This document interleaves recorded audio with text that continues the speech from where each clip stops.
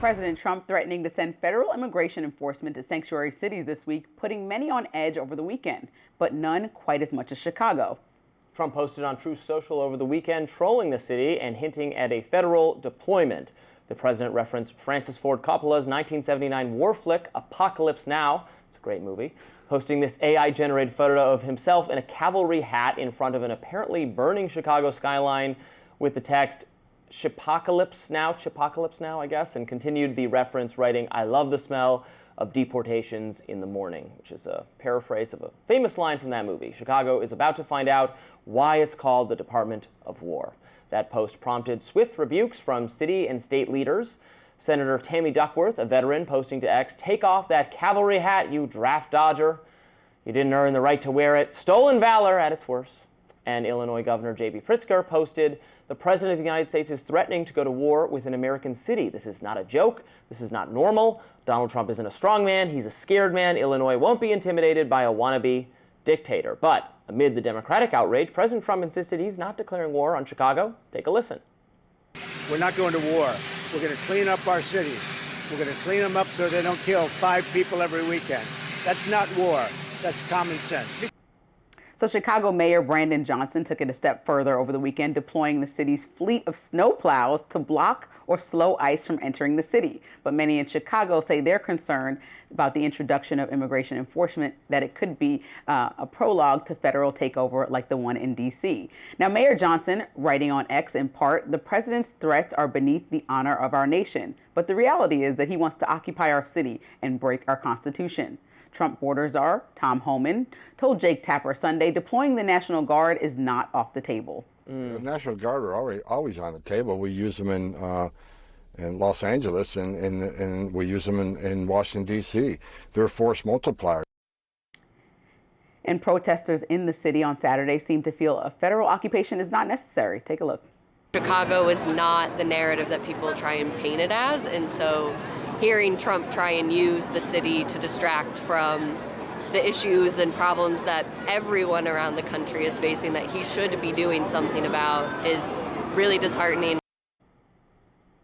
How can you post an AI joke image when people in Chicago are genuinely concerned, as we just showed? And this is what I'm talking about when it's like stuff is funny, but then certain stuff is not funny. Like there's an active debate with people within your party, including Megyn Kelly, who I'll talk about later on in the D Block and share her exact soundbite. But she said on her own podcast, this is unconstitutional. Even his biggest supporters are saying you can't just send federal troops into Chicago randomly because you feel like it. DC is a caveat to all the rules, unlike other U.S. cities. But Chicago is not. And what he did in L.A.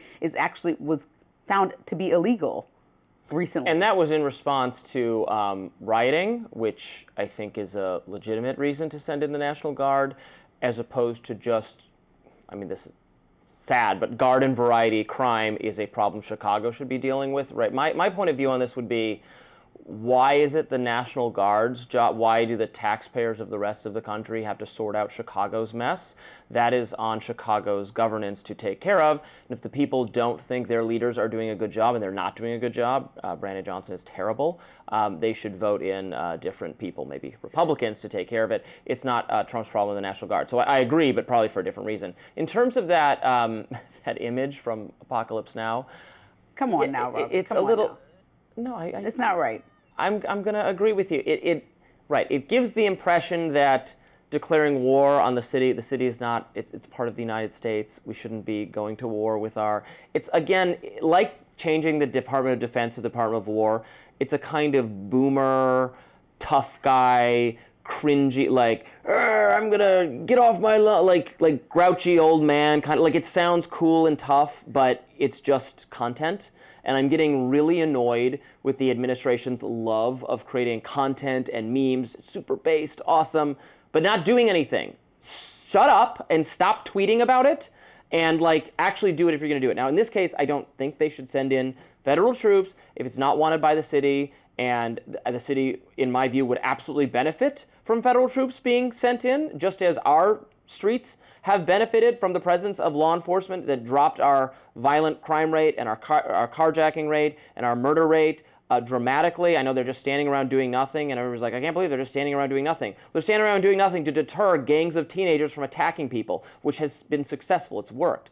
It would probably work in Chicago too. It's probably a great idea. Yeah, But if they don't want it, if they don't want help, let's then put fine. Band-Aids all over the country instead of working with law enforcement Let's locally. put Band-Aids instead of letting the cities bleed out. Well, here's the thing.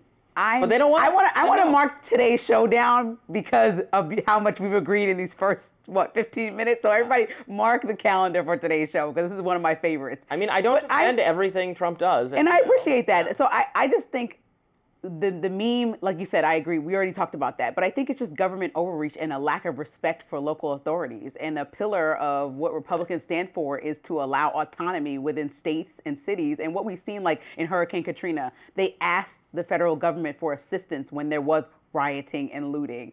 In LA, they did not. In Chicago, they are not asking. And what was interesting, I watched an interview with Wes Moore in Baltimore, and he was saying, listen, I would welcome federal help. I would welcome a collaborative effort with President Trump and sit down with him. Don Lemon actually interviewed him a few days ago. I would welcome all of that help. What I don't want is being strong-armed.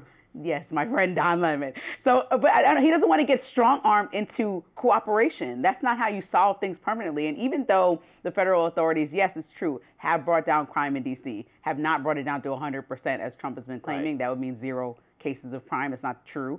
But they brought it down. That's true. But it's still a Band-Aid. What's the long-term solution? Because what you did is push homeless people out of the city. What you did is stop crime because there's federal authorities. Yes, but then they're going to come right back when federal authorities leave. Keep them out. No, what's the plan? They're just in Virginia and Maryland now. You just push them out, or they're in temporary homeless shelters. What is the long-term plan? You have to worry about community policing, the plan for mentally insane housing. people on the streets is to put them in facilities. That's the long. Okay, but plan. the facilities don't even have the capacity to house all the people they that are have on the street that you're capacity. calling We mentally just don't ill. have the political will to keep them. Okay, well, funding is required in collaboration.